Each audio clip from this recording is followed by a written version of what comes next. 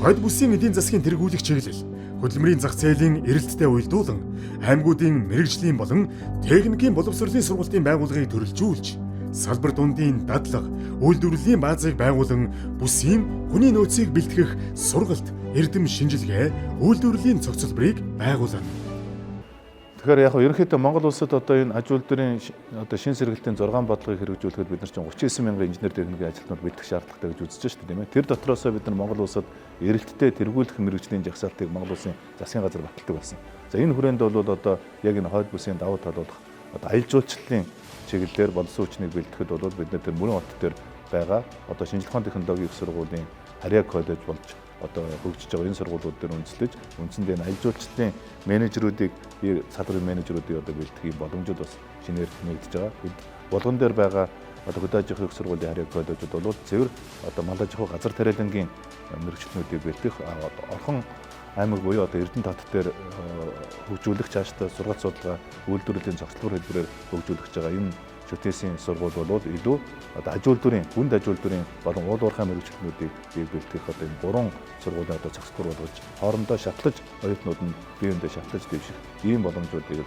олгох боломжтой байна гэж харж байна. Нөгөөдөөр үйлдвэрлэлийн бүс бий болох хэвээр бидний хувьд бол Эрдэнэт гэдэг үйлдвэр Эрдэнэт хот байж байна. Эрдэнэт хотыг дагсан боловсон хүчний асар том боломж болоод тэнд байж байгаа. Өөрөөр хэлбэл Эрдэнэт үйлдвэр гэдэг Эрдэнэт хот гэдэг маань өөрөө үйлдвэрийн хот байж байгаа. Тэгэхээр үйлдвэрийн хотыг дагсан тэнд орсон суугчдын одоо толгойд бол аль хэдийн үйлдвэрлэгч болсон. Толгойн дотор нь бол үйлдвэрлэгч хөдөлмөрч одоо тийм иргэдийн одоо сэтгхүй бол тогтцсон юм байж байгаа. Тэгэхээр тэнд үйлдвэрлэлийн том бүсийг бий болгох юм боломж олцоотой байж байгаа. Эрдэнэт оюутны цогцлбор бас хийгдэж байгаа. За энэ болохоор мөн зөвхөн Орхон аймгийн биш, хойд бүсийн булган болон Хөвсгөл аймагуудын оюутнууд сургууль элсгэд хөнгөлөлттэй. За тэдгээр мэдээж зөвхөн оюутан сурагчид танхимд суугаад онлайн хичээл сонсохоос илүүтэйгээр хажууд нь үйлдвэр байна гэдэг бол маш том давуу тал. Тэндээс үйлдвэрт ажиллаж байгаа инженер техникийн ажилчид ирээд нөгөөдгөлд онл практикийг хосолсон байдлаар сургалтуудыг явуулж, дадлгуудыг шууд хажууд нь байгаа үйлдвэрүүд дээр нь явуулж ирэхээр ирээдүйд бэлтгэж байгаа инженер техникийн ажилчид оюутнууд маань илүү онл практикийг хослуулсан шууд ажлын байранд гараад ажиллах бололцоотой мэргэжлүүд бэлтгэдэг юм байна.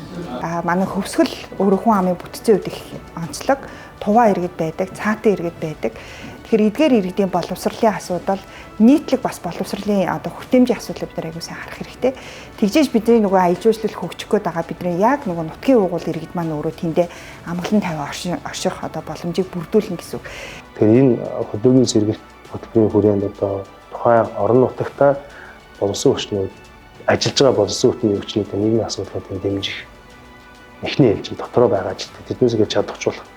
За хоёрдугаарт нь шинээр бас нутаг орондоо Улаанбаатар хотч тийм гадаадд сурч боловсрсон мэдлэг эзэмшсэн одоо боловсон хүчнүүдээ нутаг орондоо бас очиж ажиллах боломжоор нь хангах энэ асуудлууд дээр нэлээд уялдаатай ажиллах хэрэгтэй байна гэж харж байна.